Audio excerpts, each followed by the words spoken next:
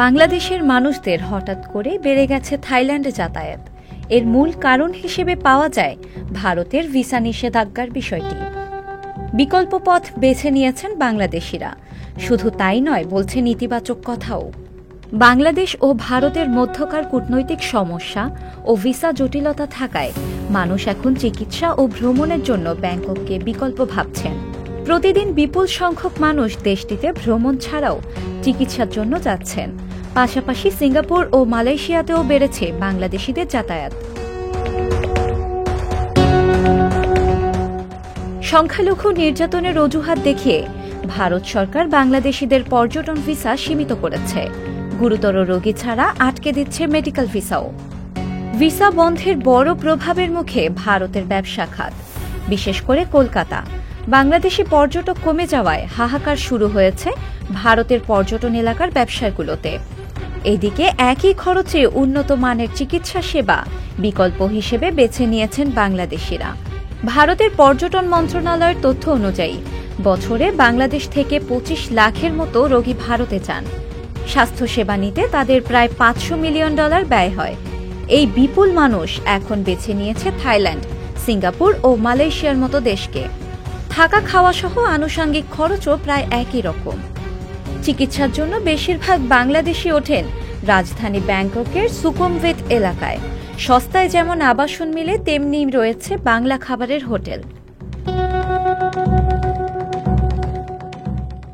ভারতের তুলনায় 20 থেকে 25% কম খরচে উন্নত চিকিৎসা মিলছে। এশিয়া মহাদেশের অন্যতম বৃহৎ বেসরকারি হাসপাতালও ব্যাংককে। এছাড়াও ভ্রমণের জন্য আটকে নেই ভ্রমণপ্রিয় বাংলাদেশিরা।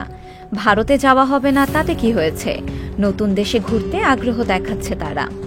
ট্রাভেল এজেন্সিগুলো থাইল্যান্ডে মেডিকেল ট্যুরিজমে গুরুত্ব দিচ্ছে। বিমান সংস্থাগুলো চট্টগ্রাম ও সিলেট থেকে সরাসরি ফ্লাইট চালু করলে থাইল্যান্ড অবশ্যই চিকিৎসা পর্যটনে ভারতের দারুণ বিকল্প হবে।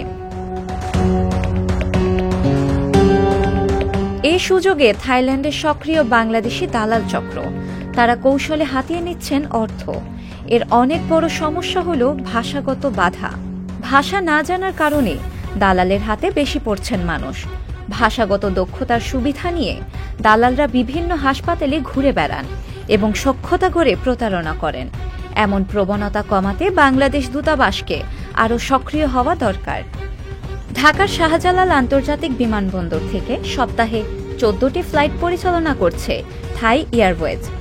এছাড়াও 1 ডিসেম্বর থেকে থাইল্যান্ড যেতে বাংলাদেশিদের জন্য ই-ভিসা চালু হয়েছে।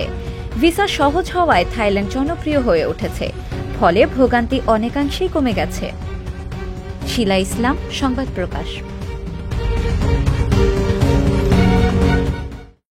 সংবাদ, ফিচার ও অনুষ্ঠানের জন্য ভিজিট করুন সংবাদ প্রকাশের ওয়েবসাইট এবং যুক্ত থাকুন ফেসবুক পেজ ও ইউটিউব চ্যানেলের সঙ্গে।